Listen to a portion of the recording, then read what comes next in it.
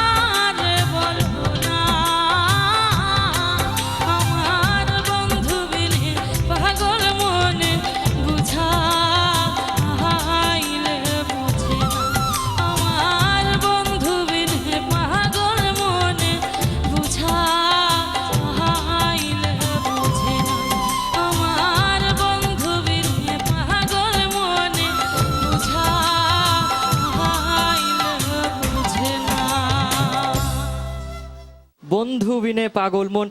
আমাদের এখন সবচেয়ে প্রিয় বন্ধুকে জানো? আমাদের শ্রদ্ধেয় বিচারকরা। তাদের মনকে পাগল করতে পেরেছো কিনা দেখি। প্রথমে জানতে চাইবো বুলবুল স্যারের কাছে। ওর জন্য ছোট্ট একটা গান আছে। তোরে এক জোড়া নয়নে দেখে ভরে না রে মন, আমার আরেক জোড়া নয়ন প্রয়োজন। এক হৃদয়ে ধরে না তোর গানের ওজন, আমার আরেকটা যে হৃদয়ে প্রয়োজন। Thank you sir. পাগল মনের বোঝা সেই পারে একমাত্র। এই কথাটার মধ্যে যে তুমি যে ছেড়ে ছেড়ে গাইছিলে প্রত্যেকবারই, কেন এই ছেড়ে ছেড়ে গাওয়াটা তো ঠিক হয়নি? একটু একটু বুঝতে চাই তুমি কি বোঝাচ্ছ ওকে, একটু ক্লিয়ার করো না, একটু ক্লিয়ার। যেই জায়গাগুলো ধরে রাখা, যেই জায়গাটা আমি ভাবছি যে ওই জায়গাটা ও টেনে নিয়ে যাবে, এটাই কিন্তু দরকার ছিল গানটার মধ্যে। আচ্ছা আমি তোমাকে সেই প্রশ্ন জায়গাটা করছি, আমি পাইনি। এর কি ধরা ছাড়া ঠিক ছিল না?